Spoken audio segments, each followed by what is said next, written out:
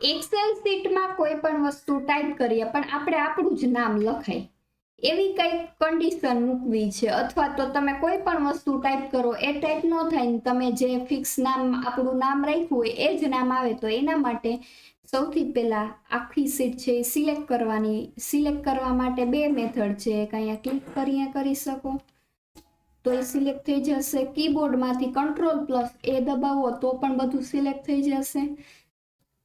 ત્યારબાદ Ctrl+1 દબાવો એટલે ફોન્ટનું ફોર્મેટ મેનુ ખુલી જશે. એમાંથી છેલ્લું કસ્ટમ.